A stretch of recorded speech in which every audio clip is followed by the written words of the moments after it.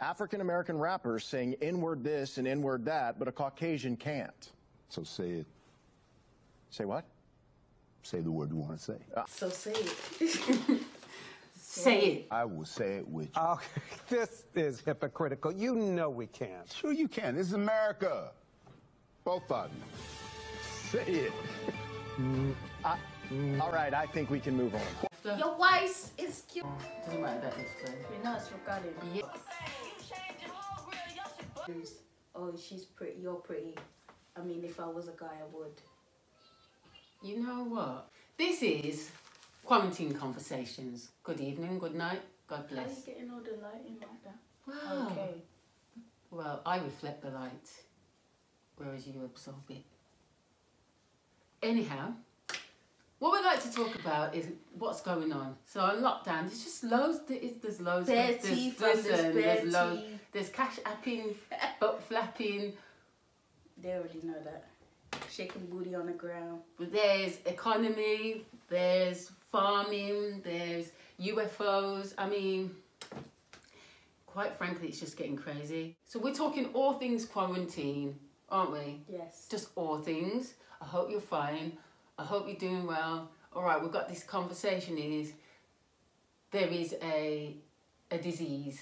What's it called? This airborne. We don't know if it's airborne, do we? Yeah, we're not allowed to say it. So, some people say there is a disease.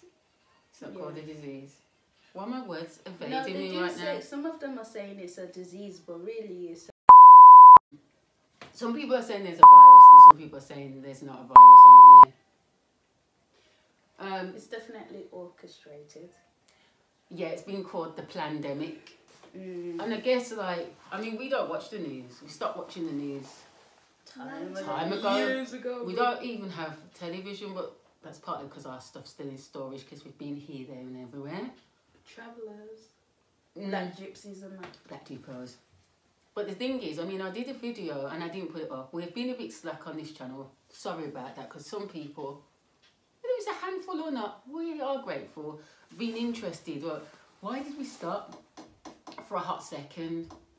I think we were somewhere else doing things, and then the COVID happened, didn't it? Yeah. And to be honest, in the first few weeks, wasn't I sick? Yeah, you were. I was on and off Instagram, so you wouldn't have thought so. But honestly, no streaming.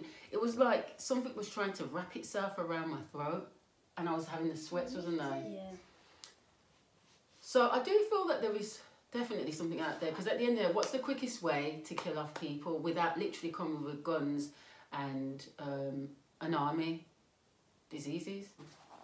You know, it's historically known that, all right, that what the Black Death, AIDS is one. We know that most of these things are orchestrated, or HIV, I should say, be correct. Or some type of disease, something that's going to attack your immune system. So we're not argue, and there's the madness that's going on in hospitals as well. They're not helping out with equipment.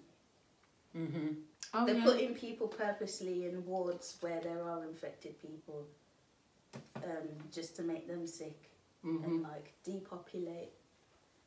This is Marcia Lawrence Russell, and this is my second ever video live. The first one was me telling you about my father, who was admitted into City Hospital on Dudley Road, Birmingham, UK, for an infection in his leg, which was related to his diabetes, and was told that he was going to be transferred to a COVID-19 ward without any symptoms at all of COVID-19. No cough, no fever, nothing. And had we not intervened and got him out of there at City Road, then we would have been in trouble. Now, if you want to know the full story of that, then please do look at my first video. My case is not an isolated case. But some people still don't believe what's in their face, do they? Like, Yeah, they don't believe. want to, in denial. I think so. There's too much evidence, but instead of like accepting it, people would rather just like ignore it. You know, if it's not happening to you directly, believe everything's fake. To be honest, like you said, I mean, one thing with myself, if you know me, you know a lot. I'm a questioner. I'm a deep thinker. I want to get to the bottom, to the root of things. I have a very inquiring mind, and I'd put something up on my Instagram from Bill Ryan, and he had an interview with somebody from an insider from the government. I think he was actually like a veteran or some kind of Marine, and he was invited to this inside meeting in 2008, and this person said they heard the plans that they initially set this COVID thing up for 2012. Yeah. It was supposed to happen in 2012, and integrated into all of this was turning countries against each other, getting Japan to do something to China, and then Israel was involved. Listen, there are so many levels to the information that they want us to know, and if you have any doubts or you're interested with me, I think you just go and research for yourself. Exactly. That way, I feel like people, we can all say, I know this and I know that, but there's only a certain amount of information out there, and based on that knowledge, can you have some kind of clear understanding of how to navigate through everything? Scale across all age ranges, pregnant, male, female, undernourished, existing comorbidities. It's very, very hard. And that actual decision of, okay, let's go and give this vaccine to the entire world, governments will have to be involved, because there will be some risk and indemnification needed before that can be decided on. All the projected deaths from COVID-19, whatever the number is, you can put 9 zeros at the end of it. You can say the 7 billion people, that's what their goal is. It's not going to be from COVID-19. It's not going to be from H1N1. It's not going to be from Zika. It's not going to be from any of these other issues. It's going to be from the damn vaccine. And the easiest way to get people to do as you want is to implement fear. Funny enough, we did a video and I didn't put it up, and I saw this coming. I said that personally I could see that there was a fear thing going on, and maybe we'll put it up. This is what they do in war, don't they? Yeah. There's always like a leader that, implements fear on either their soldiers, or if they're trying to recruit people, they need to make them scared so they have no other choice but to join or to fight. And, the government and politicians and everyone, they're all doing the same thing, so that we feel like we have no other option but to stay in the house. And, sometimes you have those groups and they're like outcasts and stuff, and they come together and they fight. What's the word for them? Not guerrillas, but... Oh, do you mean like a rebellion? Yeah, like a rebellion. Obviously, people aren't really doing that. There are people that will talk on it, but not necessarily a rebellious team or a rebellious group coming and actually fighting against this whole system. So it's just leaving everyone to just believe, oh, well, this is what we all have to do, because no one's actually stepping forward. So I think ignorance is bliss. If you really did a little bit of delving, why are we really inside? Or even if it wasn't from that aspect, you just said well, what's going on? Why this lockdown is happening? What else is going on? No one's questioning it. I do think that this is a test to see how what's the word, cooperative people are in general before they, all right, so people are talking about chips. That's not new. It's not a new thing. It's been going on is it Amsterdam? For the longest, we saw something when Marley was 9 months. We watched this science program and they were talking about putting a chip as small as a rice grain inside here in your hand. Do you remember? Yeah. And that was 2012, 13. Yeah, it's around there. This has been going on for a long time. It was Germany, I don't know, somewhere in the Europe. They're already implementing it, and people are just accepting it and taking the chip and just using it as payments. Well, if you start putting everything together, the whole story begins to make sense, because if you burst the economy, which leaves people with no jobs, in fear of losing their homes, having to sell their cars. Obviously mortgages and prices of things are going to drop, but your pound or your dollar or whatever, your yen or whatever, it's not going to mean anything. Government all day. That's like 5 World War IIs per day. They're printing so much money to keep this think of a hot air balloon with a tear in it. So in financial terms, it's called our debt to GDP has now gone from 60 to 90 to 105. It's going to 120. We're bankrupt.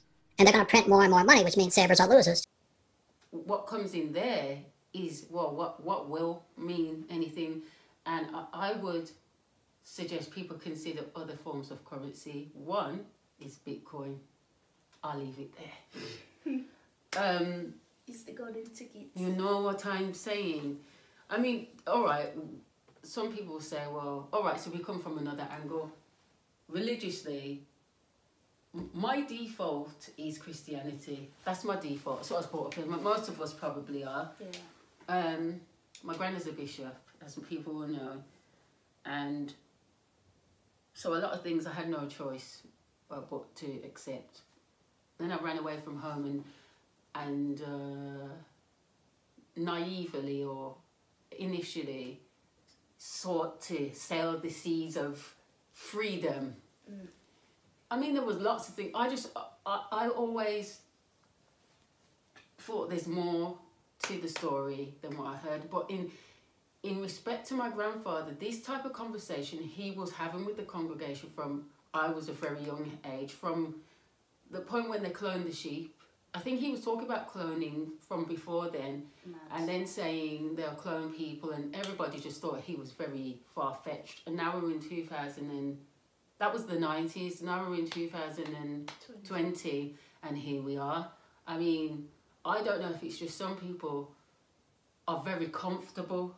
Yeah, that is definitely the way. We're very comfortable. I mean, at the end of the day, it's like this.